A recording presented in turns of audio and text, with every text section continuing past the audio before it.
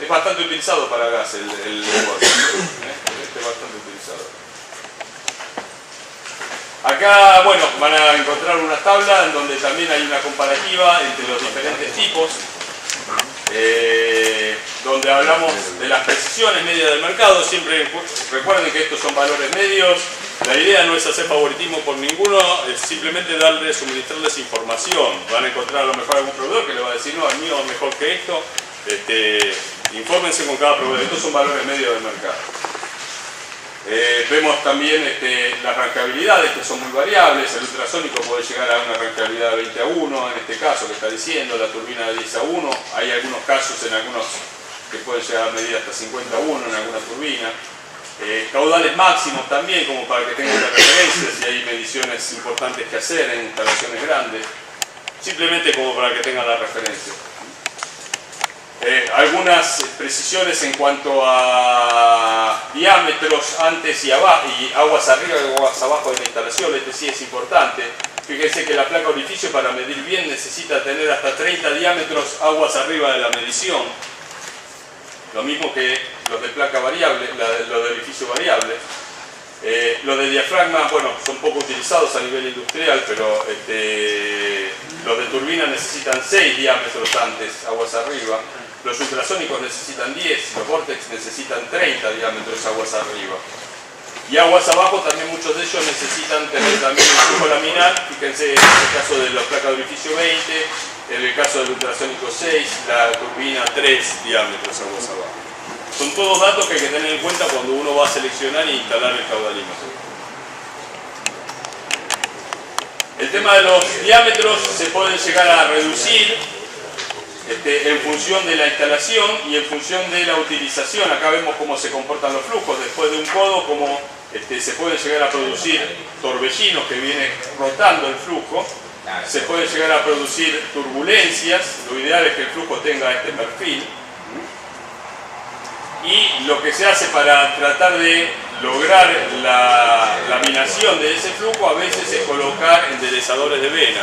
En la norma incluso da algunos detalles de cómo hacer los enderezadores de vena. Si no, existen proveedores que suministran diferentes tipos de enderezadores de vena. Hay diferentes proveedores, hay diferentes digamos, sistemas para enderezar las venas.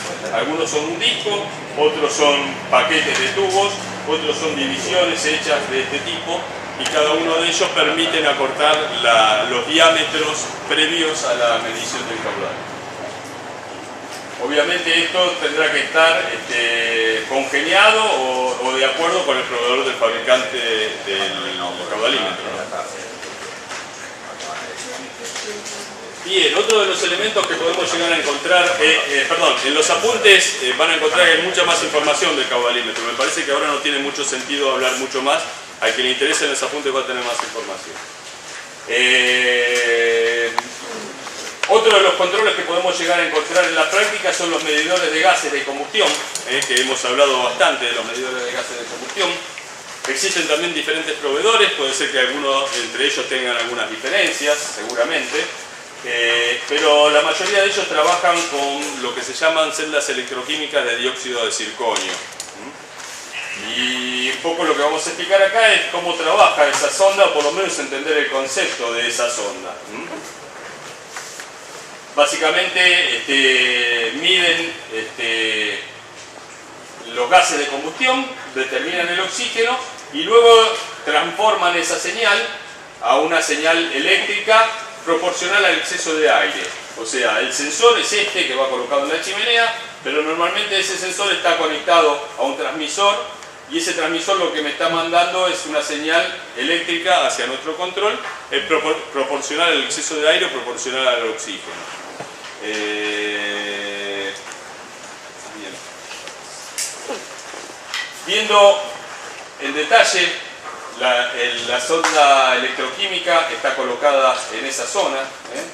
En esa zona, acá está el sensor colocado en la chimenea, la celda está colocada en esta zona. ¿Duración dura bastante o es limitada la vida? De acuerdo a los fabricantes, entre 2 y 3 años. En la práctica a veces duran más, un poco depende de la agresividad que reciban. definitivamente esta que estamos viendo ahora es una sonda para medición de gas.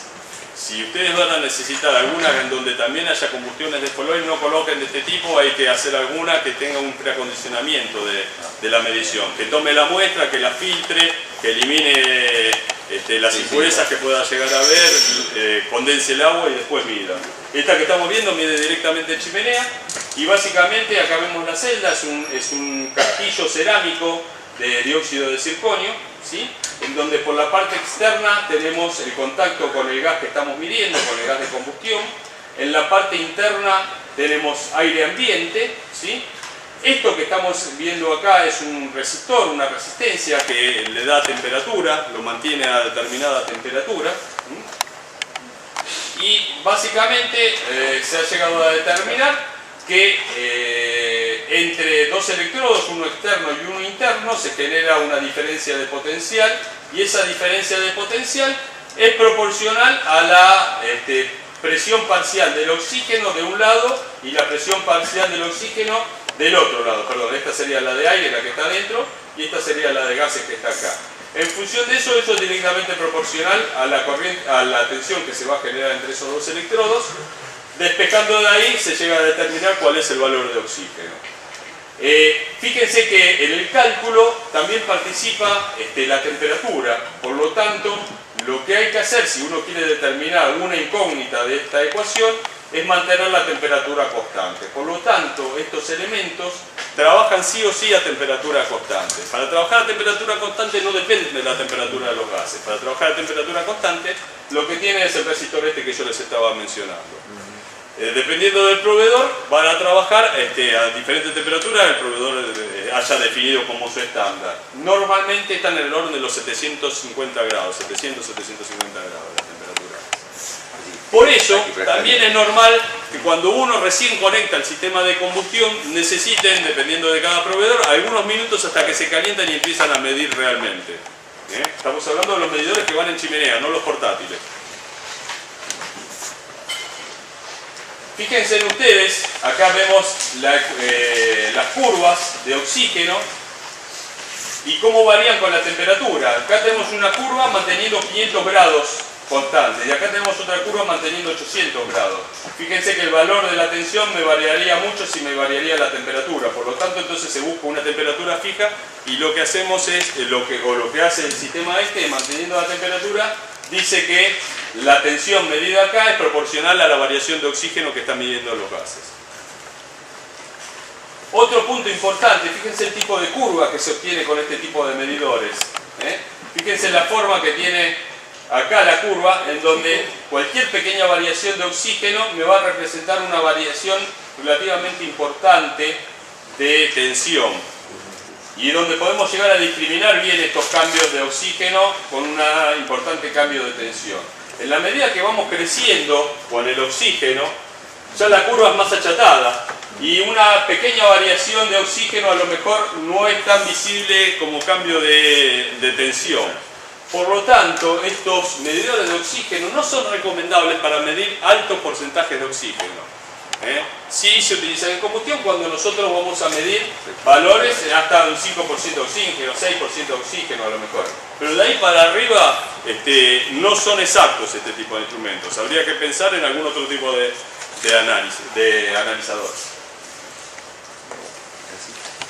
Un punto importante es que los analizadores de oxígeno de este tipo, los que miden en chimenea, normalmente miden en base húmeda. Los gases miden el oxígeno en base húmeda, de gases de combustión en base húmeda. Los analizadores portátiles, los que se utilizan para medir la combustión, miden en base seca. Entonces, el contenido de oxígeno va a ser medido por uno o medido por el otro va a ser diferente. Fíjense ustedes, acá tenemos el gráfico que los compara. Y noten ustedes que tenemos sobre las abscisas el porcentaje de oxígeno medido en base húmeda y sobre las ordenadas el porcentaje de oxígeno medido en base seca. La misma muestra de gases medida con un instrumento o con otro va a ser diferente. Si estamos midiendo en base húmedo 3%, fíjense, gas natural es la de más afuera. Si estamos midiendo 3% con gas con base húmeda, Con base seca vamos a estar midiendo 3,5%.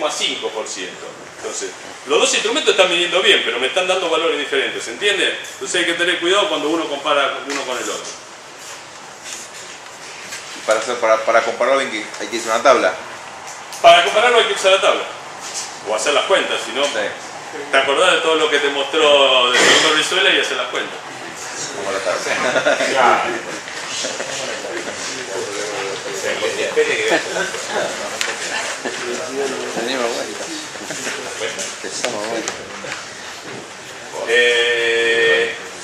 Bueno, algún ejemplo, los medidores de CO también trabajan con el principio del dióxido de circonio y es similar a lo de oxígeno, nada más que determinan a través de otra fórmula la proporcionalidad entre el CO que se está midiendo con respecto a una tensión que se genera internamente, pero el principio es muy similar al del oxígeno. Bien, pasamos al módulo siguiente. ¿No lo tenemos? ¿El 22 no lo tiene? Está hoy ahí arriba.